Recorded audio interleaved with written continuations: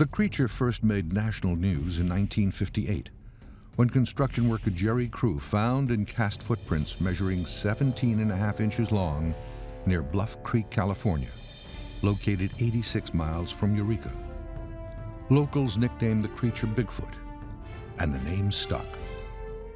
Over the next decade, national interest in the story mostly faded until October 20th, 1967, when Roger Patterson, an amateur filmmaker, set out to Bluff Creek to do a documentary on a recent footprint discovery.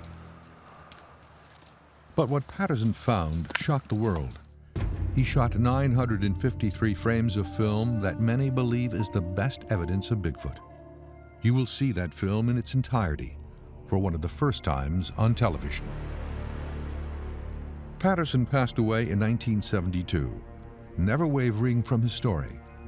But he was not alone on that fateful day.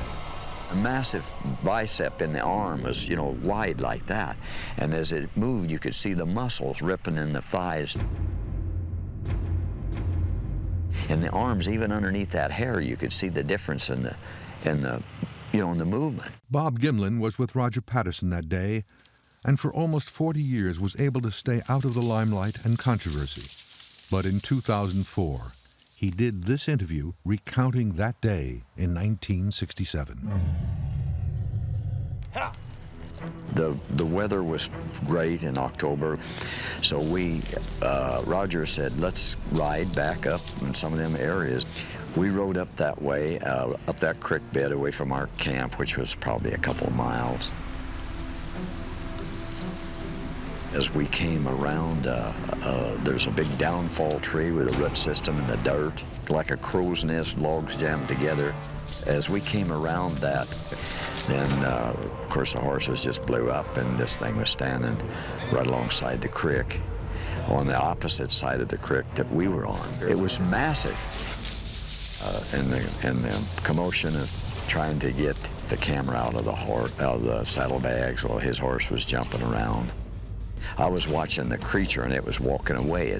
Well, the time we got the horses kind of settled down, and Roger ran across the creek, and Roger had the camera to his eye, and then he stumbled kind of and fell down on his knees, and then he got back up, and he ran over to a log that was a little ways away and stabilized himself on the log. And at that time, I rode across the creek on my horse and just sat over there. The creature makes a slight turn with its shoulders and kind of looks back. That's when I rode across the creek on the horse. That's when it made that gesture. So I was looking at it from the back. There were some trees or vegetation that was getting between Roger and the creature, and he wanted to get a better and closer. So he relocated, and when he did, he asked me if I would cover him, which meant get the rifle and see, and there was no intent to shoot this thing at all. Then the creature just kept right on walking. At the time, it was hard for Gimlin to determine just how large the creature was, but he did find footprints. And people asked me, well, what do you think it weighed? And I thought, well, it takes a big man to weigh 350. So I said, probably 350 pounds. We weren't here when they got an impression gauge, and of course they estimate after that it was 700 or so pounds, or it was tremendously heavier than I'd thought. Patterson and Gimlin tracked the creature for miles, but never saw it again. And that's where the trail ended and the controversy began. So much research has been done on the film by both myself and by scientists and by many other people, and everybody who really gets into that film says there's no way that whatever that is a man in the suit. Over the years, numerous people have come forward claiming they were the man in the monkey suit. However, no one has ever been able to produce proof. I'm not impressed by the stories of people who've come forward and said that they're the man in the suit. One particular gentleman doesn't even know how to get to the film site. The controversy continues, and this episode of Monster Quest adds fuel to the fire by analyzing the footage like never before. The film is just that. The film subject is an image on celluloid. Owen Caddy is an expert in digital photography, and has acquired the actual 16mm film shot by Roger Patterson. To my great surprise, there was additional detail that apparently had never been seen before. Caddy and fellow researcher Richard Knoll will use a high-resolution digital microscope to take a digital photo of each frame from the Patterson footage. If this image is really a man in a monkey suit, seams or fabric could become visible under microscopic examination. If it is a real animal, muscles or other biological identifiers may also appear. Another group of scientists is also looking at the Patterson footage. Is this gait a human gait? Is it a non-human gait? Is it similar to something that we know or not? Dr. Jürgen Konczak was an associate director of the Human Sensory Model Lab at the University of Minnesota, when in 2004, he conducted an experiment as simple as taking a walk. So what you do is, if you're down, you walk like this, and this is exactly what he's doing. This lab is devoted to motor control, to how people, humans, not only walk, but actually are able to move. One hot topic of internet conversation is the wobbly gait or walk of the Patterson subject. Skeptics say it is a man having difficulty walking in a heavy, bulky monkey suit. But proponents say a human is not physically able to walk like this.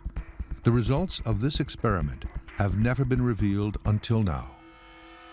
It seems to be, despite the size, a relatively smooth walk.